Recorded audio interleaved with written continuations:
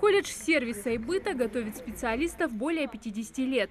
Еще в 1968 году СУЗ был открыт на базе швейной фабрики.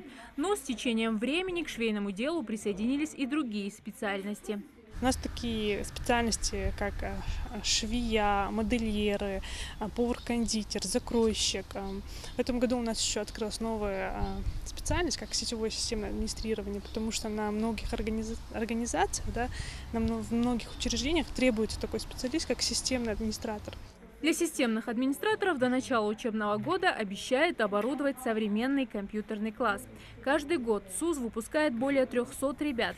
Стараются решить здесь и вопрос трудоустройства выпускников.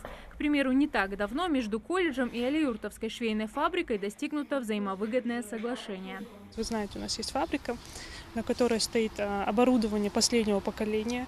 И, соответственно, мы выпускаем таких учащихся, которые уже будут уметь уже на практике как-то пользоваться этим оборудованием, шить, да, и пользоваться. И, соответственно, в рамках нашего колледжа мы открываем такой оборудованный кабинет именно с их оборудованием, чтобы наши выпускники уже имели представление. В образовательной программе обязательно не только теория, но и практика. Врачи проходят ее в региональных больницах.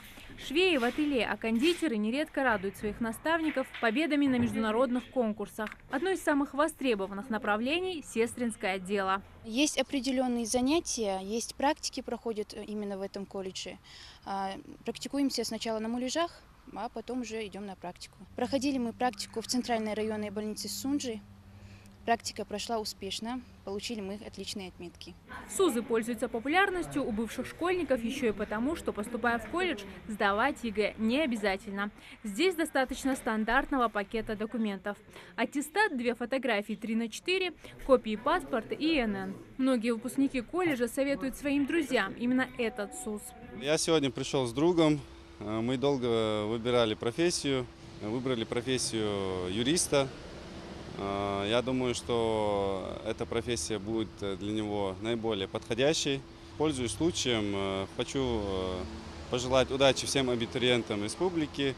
Колледж направлен на освоение самых востребованных рабочих профессий, а потому его выпускники редко остаются безработными. Приемная комиссия будет рассматривать заявки на поступление до 25 июля. Зарема Ивлоева, Мария Мистоева, Рахман